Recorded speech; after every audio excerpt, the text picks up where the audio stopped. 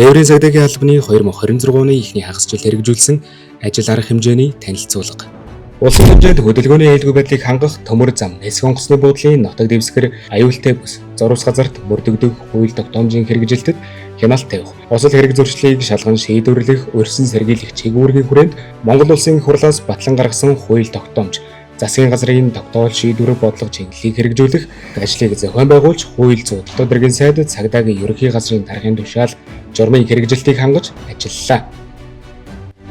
Удирдлага зохион байгуулалтын хүрээнд тус албаны гүйцэтгэлийн төлөвлөгөө 90.5% хэрэгжиж, хариуцсан 44 бодлогын баримтчгийн хэрэгжлийг бүрэн хангаж, тогтоосон хугацаанд тайлгнасан. Дээд шатны байгууллагаас ирүүлсэн 9139 албан бичгийг хүлээн авч 8768 буюу 95%-ийг хуулийн хугацаанд шийдвэрлэн цагдаагийн ерхий газрын дарга удирдлуудаас өгсөн 171, хараа нэгжийн дарга нарт хүргүүлсэн 51, нийт 208 удаагийн үүрэг ажлын чиглэл зөвлөмжийн хэрэгжлийг тооцлоо.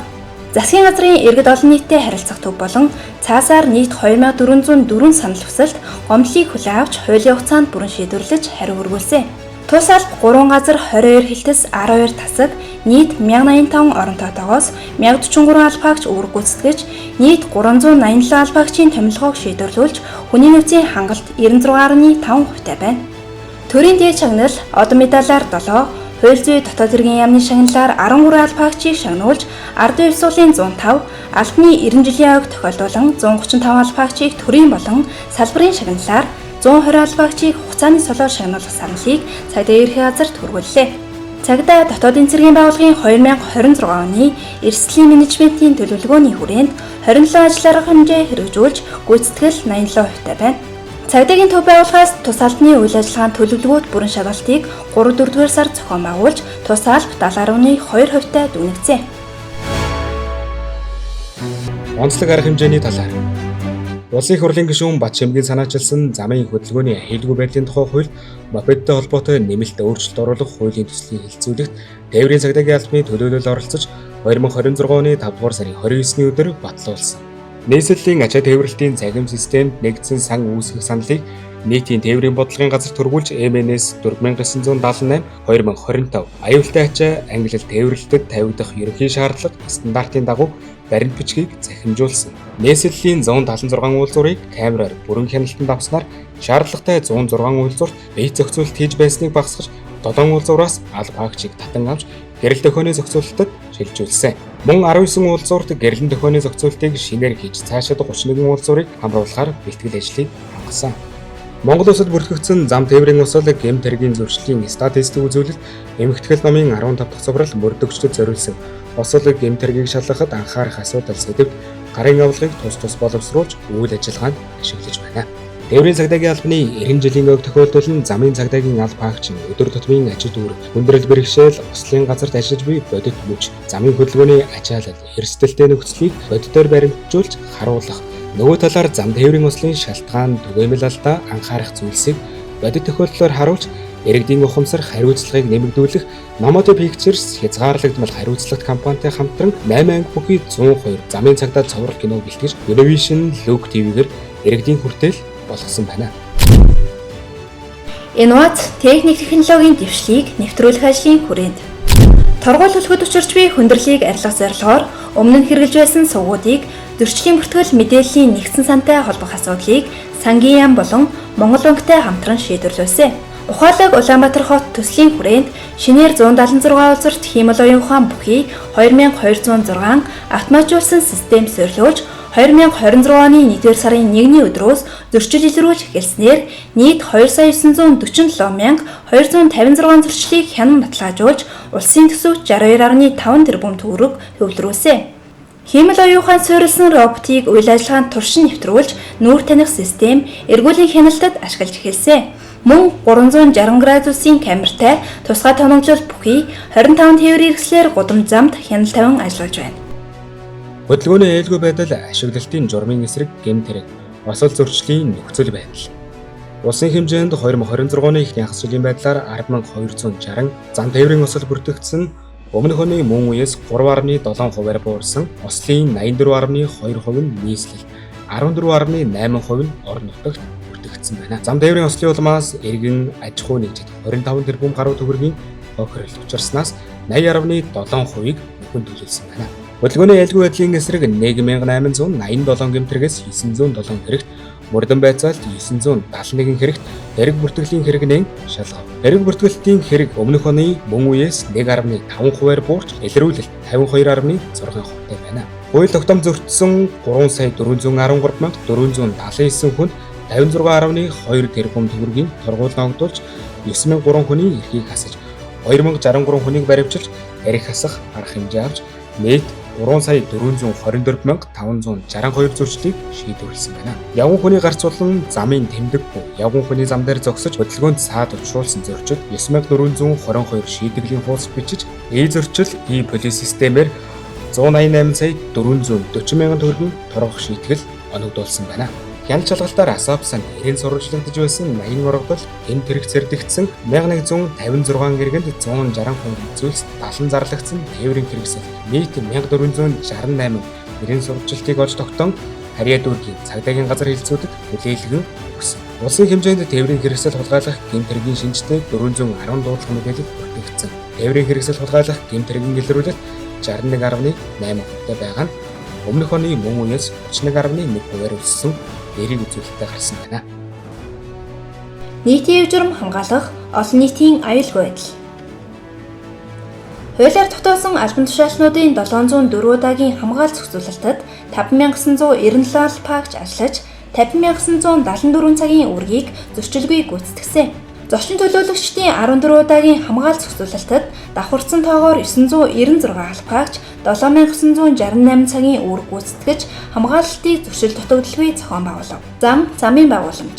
Нийслэлийн хэмжээнд авто зам, техник хэрэгслийн үзлэг шалгалтыг 3 удаа зохион байгуулж, эвдрэлтэй 452 зөрчлийг илрүүлж засварлуулсан. Мөн 1170 тэмдэг шинээр суйрлуулж, 1845 тэмдэг засварлуулан, 71,000 м2 тэмдэглэгээний ажил хийгдсэн. Нэгдсэн үндэсний байгууллагын хөгжлийн хөтөлбөр, Дэлхийн эрүүл мэндийн байгууллага, зам тээврийн яамтай хамтран Улаанбаатар, Дорноговь, замын үе чиглэлийн 1800-аас 2000 км-т хамтарсан үзлэг шалгалтыг зохион байгуулж, зөрчилтэй 78 хурц харуулагчийг засварлуулж ажиллалаа.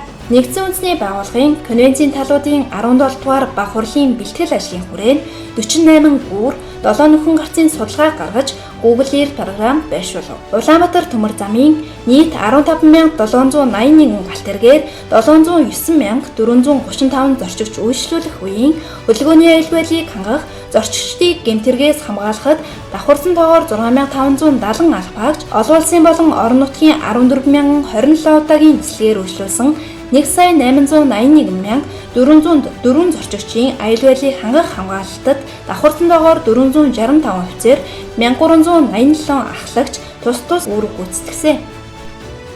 Урьдчилан сэргийлэх хамтын ажиллагаа. Тээврийн хэрэгслийн улсын бүртгэлийн дугаар тээврийн хэрэгслийн техникийн бүрэн бүтэн байдал, бетон зуурамгийн автомашин, мотоцикл ба хамгаалах малгай, хавраас хамтдаа аюулгүй зорчий, хотын соёл, замын байгууламжийн ашиглалт, хамгаалалт, хурц харуулагч, гармын аюулгүй байдал зэрэг урьдчилан сэргийлэх, нөлөөлөл, хяналт шалгалтын 9 ажил арга хэмжээг зохион байгуулснаар зам тээврийн осол өнгөрсөн оны мөн үеэс 3.7%-аар буурсан эерэг үзүүлэлт гарсан байна. Иргэдийн хууль эрх зүйн мэдлэгийг дээшлүүлэх зорилгоор 141 аж ахуй нэгж байгууллагын 13,473 ажилтан албаагчдад урьдчилан сэргийлэх сургалт нөлөөллийн ажлыг зохион байгуулсан. Хүүхдийн зам тээврийн осол хэрэгээс урьдчилан сэргийлэх замын хөдөлгөөний дөрмийн мэдлэгийг нас идэвхтэй тохирсон хэлбэрээр олгох, эцэг эхийн үүрэг хариуцлагыг нэмэгдүүлэх, замын хөдөлгөөнд оролцох, зөв дадал хэмжлэгийг төлөвшүүлэх зорилгоор сургуулийн өмнөх боловсролын байгууллагын хүүхэд багш, эцэг эх, асран хамгаалагч нарын дунд замын хөдөлгөөний цагаан толгой 2026 тэмцээнийг 11 аймагт 7 дүүрэгт амжилттай зохион байгуулж, нийт 1698 хүүхэд багчуудыг болсон байна. Энэ оны ихний хагасчлалын байдлаар улсын хэмжээнд хүүхэд өртсөн 341 зам тээврийн осол бүртгэгдсэн. Өмнөх оны мөн үетэй харьцуулахад 13.9%-аар буурсан зүйлтэй байна. Монгол улсад гэмтэргээс урьдчилан сэргийлэх ажлыг зохион байгуулах зөвлөлийн ажлын алба тээврийн үндэстнийгтэй хамтран орон нутгийн замын хөдөлгөөний соёл 2026 нэгдсэн арга хэмжээг амраад аюулгүй аялын урандор энэ оны 6 дугаар сарын 25-ны өдрөөс эхлүүлж балын 9 байршилд байнгын болон хөдөлгөөнд эргүүл ажиллаж байна. Аюултай ачаа тээвэрлэлийн чиглэлээр үйл ажиллагаа явуулдаг 14 аж ахуй нэгжийн агуулгад үзлэг шалгалт хийн мэдээлэл хөрвүүлж үр дүн тооцсон. Мөн 16 байгууллагын шатхуун дөгөөх станцын орчны камерыг цагдаагийн нэгдсэн сүлжээнд холбох зөвлөмжийг 163 автоцистерт GPS болон хар хайрцагт суулгуулсан байна. Зам тээврийн өстөөс үрдсэн сэргийлэх чиглэлээр 98 сайт, 4 радио, 88 телевиз, 3 сонин, 98 төрлийн мэдээлэл өгч албаны цахим сувгуудаар 250 постер, 454 видео контент, 23 шууд дамжуулалт бусад 408, нийт 1135 мэдээлэл байршуулж 52.8 сая гаруй хандлтыг аваад байна. Сургал, соён гэгэрүүлэх, авилгаас үрдсэн сэргийлэх ажлын хүрээнд ажлын байранд болон чиглэлийн нийт 41 төрлийн сургалтад давхарцантойгоор 7970, төрийн болон төрийн бус байгууллагатай хамтарсан 31 удаагийн сургалт зөвлөгөөнд 1027, соён гэгэрүүлэх 22 ажил арга хэмжээнд 1824 албаагчийг тус тус хамруулж албаны сургалтын төлөвлөгөө 95.5% гүйцэтгэлтэй хэрэгжсэн. Албаагчдын чөлөө цагийг зөв боловсон өнгөрүүлэх, хөдөлгөөний дутагдлаас урьдчилан сэргийлэх, хамт олонны дунд эерэг уур амьсгалыг бүрдүүлэх зорилгоор буудлага, бильярд, 3/3 сагсан бөмбөг, гар барилдаан, ширээний теннис, чөлөөт бүх, ааха мэдлэгийн марафон, пейнтбол зэрэг нийт 9 төрлийн аврах шалгаруулах спортын тэмцээнийг дотооддоо 21 зохион байгуулж, давхарцсан тоогоор 449 албаагчийг хамруулсан. Авилгаас урьдчилан сэргийлэх салбар төлөвлөгөөг 86.8%-тай хэрэгжүүлж, авилгатай тэмцэх газартай хамтран албан тушаалын гэмтэргээс урьдчилан сэргийлэх практик сургалтад 1626, дотооддоо хөрөнгө оруулалтын мэдүүлгийн чиглэлээр 484, авилгын эсрэг сургалтад 902 албаагчийг тус тус хамрууллаа. Төсөв санхүү, албаагчдын ажиллах нөхцөл, нийгмийн асуудлыг хангах чиглэлээр. Тус алба нь улсын төсвөөс 12,122,292.7 мянган төгрөг, үндсэн үйл ажиллагааны орлогоос 2,118,895.8 мянган төгрөг, нийт 14,241,188.5 мянган төгрөгийн урсгал санхүүжилт авч төлөвлөгөөний биелэл 90.4%-тай хэрэгжээ. Нийт батлагдсан төлөвлөгөөний 86.4% буюу 12,309,164.2 мянган төгрөгийн зарлыг үндсэн үйл ажиллагаанд зарцуулсан. Тайлан зохицаанд 5 сая төгрөгөөс дээш үнийн дүнбүхий 18 удаагийн 818.3 сая төгрөгийн зарлагын гүйлгээ, 14 удаагийн 1 тэрбум 491.5 сая төгрөгийн орлогын гүйлгээ, өглөг авлагын мэдээ зэргийг шинжилэн шилэн дансцыг gov.cgmn сайтад нийт 69 мэдээллийг хуулийн хугацаанд байршуулсан. Албаагчдын нийгмийн баталгааг хангах чиглэлээр нийт 1 тэрбум 263 сая 790,166 төгрөг зарцуулсан. Тухайлбал улирлын урамшуулалт 266.5 сая, нөхөн төлбөр 530.7 сая, тусламжид 466.5 сая төгрөг тус тус зарцуулсан. Гудамж замд өр гүйцэтгэдэг албаагчдын аюул байдлыг хангах зорилгоор утганаас хамгаалах бэлий 120, бугуун гав 120, цахилгаан бороохой 120, нийт 360 ширхэг тусгай хэрэгсэл олгосон. Мөн замын цагдаагийн газрын 6 дүрэг болон хамгаалтын хэлтсийн 207 албаагчийг дөрвжин ингийн камераар бүрэн хангасан. Мөн Баянсар дүүргийн гэмтэргээс урьдчилан сэргийлэх ажлыг зохицуулах салбар зөвлөлөөс 4.8 сая төгрөгийн үнэ бүхий 20 ширхэг Kenwood маркийн гар станц шийдвэрлүүлж албаагчдад олгон Баянсар дүүргийн засаг даргын захирамжаар 125 сая төгрөгийн төсөв шийдвэрлүүлэн стандартын шаардлага хангасан капсул хаусыг Баянсар дүүргийн гачууртын замд байрлах замын цагдаагийн хэлтэст байршуулж цахилгааны холболтын ажил бүрэн гүйцэтгэж ашиглалтад оруулснаар албаагчдын ажиллах орчин нөхцөлийг сайжруулсан.